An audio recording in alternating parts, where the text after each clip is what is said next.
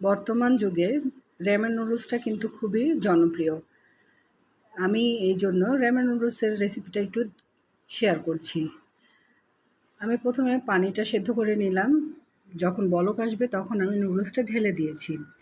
আর এখন একটা ফ্রাই প্যানে তেল গরম করে এর মধ্যে দিয়ে দিচ্ছি 2টা সসেস আর একটা ডিম। ডিমটা পোচ করে নিচ্ছি সামান্য লবণ দিয়ে। আর এই র্যামেন নুডলসটা খেতে এত মজা লাগে কারণ ঝাল ঝাল টাইপের হয় তো, এটা বাচ্চারাও খেতে পছন্দ করে। তরকারিতে ঝাল না খেলে কি হবে, র্যামেন নুডলসের ঝাল খেতে কিন্তু এটা ঠিকই পছন্দ করে। আর বড়দেরও মজা লাগে কারণ ঝালটা আমরা বড়রা বেশি পছন্দ করি।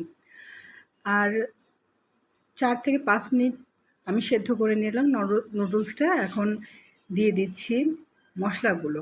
নুডলসের ভিতরে যে মশলাগুলি থাকে সেই মশলাগুলো দিয়ে দিচ্ছি।